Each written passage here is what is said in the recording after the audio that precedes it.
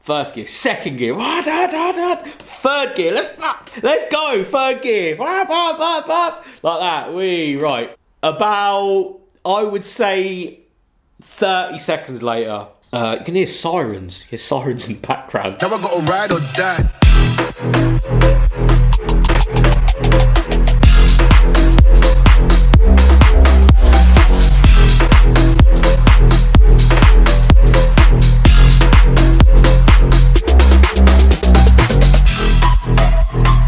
I think there's a point in every car enthusiast's buying or selling car career where you make a pretty hasty, stupid decision just because of the way a car looks. I am a pretty good example of that. I have been known to just buy cars sight unseen because I think it looks cool, not really delving in. You'd think I'd learnt from a couple of cars in the past that doing this is silly, but for 25,000 subscribers, 5 years ago now, maybe for this channel, maybe even more, we went and bought, as a sort of celebration, my very first Nissan S13, a car that, I'd always looked at, never could really afford, never really, saw the idea of me actually owning one. Had a look at a couple, there was one locally, there was an automatic one. I just thought, you know what, if we're going to do this, we'll do this properly. So I'll just hang my hat on the S13 idea for the minute and, pull out and just say, one day. And weirdly, a couple of weeks later, I'm going through, looking at stuff on eBay, and this Nissan S13 drift car comes up, and I'm like, wow, here we go. That looks cool. It's got wheels on it. And it had a body kit, it had a roll cage, the interior pics were like, you could see no carpets. It was a rough and ready drift car with an MOT. It was probably the roughest car I've ever bought. I have bought some high mileage stuff. I've bought some really, really doggy stuff by the side of the road. Yes, cheap. Yes, because I thought it was fun. Yes, to see what the deal was with the car. But this one was really, really up there. It had an abusive life, let's just say. It really, really just been around the block a few times. So, of course you're going to buy it. I messaged the guy, said, do you know what, mate? I'll have that. What's the deal? How much can I have it for? And at the time, I think it was up for around $3,500, if I remember correctly. It was an SR swapped 13. So I had the SR out of, a later model, say 14 or 15. Turbocharged, had a different turbocharger, maybe a hybrid at the time. Again, very vague on specs on this car. I think it had been built from a few people, if I remember correctly. It'd been built by a few people and sort of passed around, did a few drift days, and it becomes the car that's then sat on your driveway waiting to had its head kicked in. Maybe always broken because you've just kicked its head in. And that's the sort of life I think this car had had. It had a lot of money spent on it though. Someone had really gone in on it at a few points. And at the time, I think we got to around £3,200. That's how much I paid for this car, and went over to Southsea to pick it up. I think we came over on the hovercraft at the time, I know, Isle of Wight and all that. Saw the car, went, that looks like a drift car. It's all got sort of tilty wheels at the front and squatty wheels at the back for drifting and angle, and it had, the dash was like, there was nothing in there, just the dash was sort of put back on, and bucket seat, roll cage. It was just, it looked the part, it looked like it was ready to go sideways. I was like, yeah mate, we went up the road, sort of enjoyed it, very rattly, very, very raw, like a very raw car. I mean, we're talking no carpets, no sound deadening, nothing in the dash to, quieten the car down whatsoever. Hard bucket seats, big roll cage. It was hard to get in it, but I fell in love with it. I thought, yeah, I'll have that all day long. I've never had anything like this, so, we'll take a stab and we'll see what this is like. Paid the guy, he was, well happy, off he goes. I jump in it with a friend, put it in first gear, here we go, off we go.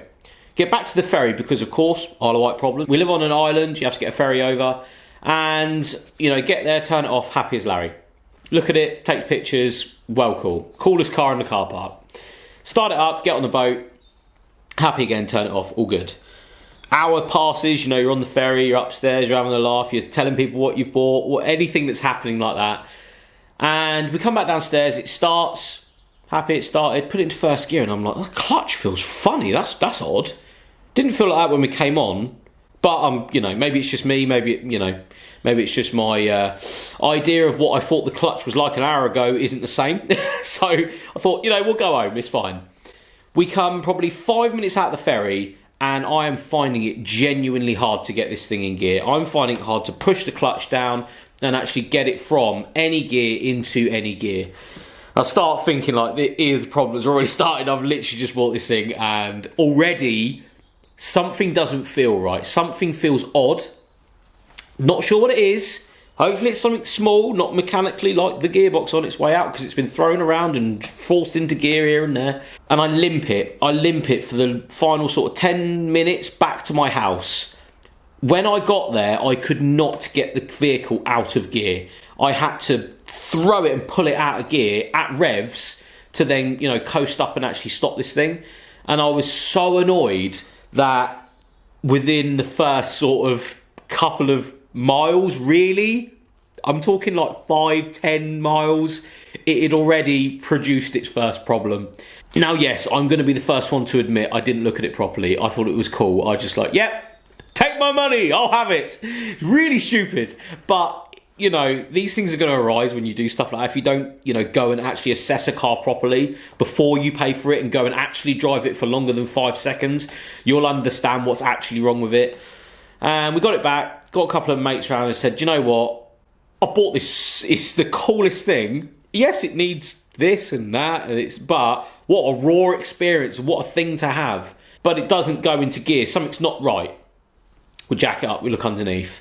There is no clutch fluid whatsoever in this thing, like none. It is dry, as in I think maybe it dumped it out before the guy had come and brought it down to me, and then I had subsequently found it, you know, its problem area straight away because there was no clutch fluid in it. I sort of said, how has that come out? And it was just a leaking line, which was quite nice. Something leaking underneath the car. It obviously dumped it at some point, and then it was driven for, you know, maybe half an hour, and that was enough to really get it to the point where it just wasn't happy. The clutch was stiff, yes, it had a clutch in it. It wasn't, you know, a crazy clutch, but you could tell it had some sort of aftermarket clutch in it to deal with, you know, a little bit more power. You're throwing it around, using the clutch a lot more. Thankfully, we were able to tighten a few bits up, top it up, went into gear, and I was so happy. Absolutely saving grace, it was only a bit of fluid. A few weeks pass. I don't use it as much. I've still got my Lexus GS300, one of the best cars I've ever driven and owned and stuff, and it is just such a good car. And I take it out one night, and you know, me and my mates are, you know, enjoying it. No one else really has a drift car at the time. No one else really has something rear-wheel drive and manual, so I'm sort of the only one that's not got the peer pressure to do something, but could do something. And, you know, I've come to a roundabout and we've let her have it. Now, previously to this, I'd enjoyed myself a couple of times, you know, out on my own, and just understanding how this car was. I've come up to this roundabout and we're going around like this, and, you know, grab second gear, you know, come out of it, loving it. That gave me a little bit more confidence than I really should have had. With my driving, the car was fantastic. It was set up properly. You know, as you come in, it wanted to kick out. It had the power to, you know, the turbo was set up right. It had the power to sort of kick the back out really easy. The front was so easy to just pitch when you were sideways. You know, I sort of said to my friends, you know, oh, it's good, isn't it? You know, look at that. And they were like, oh, you know, go to a car park and do it. You know, yeah, go to a car park. So we found a bed specialist car park, I'm going to say, actually really local to my house. So if I start thinking back now, it's a really stupid idea. But we go there and I start sliding it around, and it is just bliss. It is so easy to do this. Like, you could do it with your eyes closed. It just catches. You can power through, drift, you know, change. It didn't have an hydraulic handbrake, but you could use the handbrake to sort of, you know, get in if you wanted to. And I was just practicing, you know, figure of eight, and we sort of calmed down a minute. I said, you know what, that's enough for a night. You know, you don't get silly, don't, you know, attract too much attention. As everyone's leaving, I'm the first to leave and do a nice big donut in front of everyone, because of course you've got this car, you need to use it. And I've come out and, you know, out of this car park, first gear, second gear, third gear, let's go, third gear, like that, right. About, I would say, 30 seconds later, I'm about 2 minutes away from my house at this point. You can hear sirens. You hear sirens in the background. They're obviously going somewhere. So I get in. We're not driving away from anything. Nothing illegal. Private property. We've come in. I've parked the car up. A couple of days passed. Don't really use the car. Not out of fear that someone's going to get me, but I just don't really, need to do anything with it. I don't use it. A couple of days pass. And I thought, I'll take it out. I'll just go for a cruiser. I'm not going to go and do silly things or anything. And I'm driving down the road near my house. We go past said location. It was like out of a movie. I'm driving along. No radio, but a police car comes past me pretty much near where we were. And I've got to tell everyone this. On the Isle of Wight, not a lot of people have the same car. So if you're caught doing something really stupid, or someone radios in that there is a white car going sideways with these wheels and things on it, chances are it's going to be you, because there's no one like that. There's no other car like that. Police car comes past. They give me the death stare, like, we're looking at you. We know something's happening, but we don't know it's happening yet. And I think at that point, it was enough for me to go, I value my YouTube channel, my driving career and everything a little bit too much. So maybe I should probably not do that again.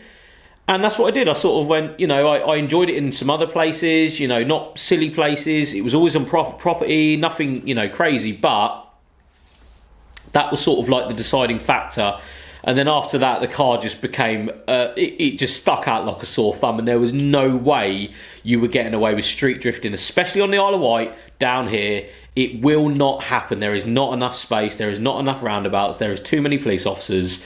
And not that you should ever do it anyway, but it's just not something that would happily work down here. And even if you're on private property, late night, you're probably still going to get done. Thankfully, though, I didn't do anything illegal. I didn't do anything that wasn't right, but that was enough for me to enjoy the car. And from that, then decide that, maybe this isn't the right thing to have in my life. It was a good experience, though, and I'm glad I did it. And now, if I was going to do the same experience, that car is honestly going to be a 15 grand car all day long. There's no way it would be any cheaper. Yes, it was rough and ready, but it had coilovers, DT swap, like a proper SR swap in it, big roll cage. When I'm talking cage, it was like proper welded in, gutters on it. It had so much money spent on it. It just needed a nice paint job. That's all it was. It needed a nice paint job to make it nice, but yeah, at least I did it.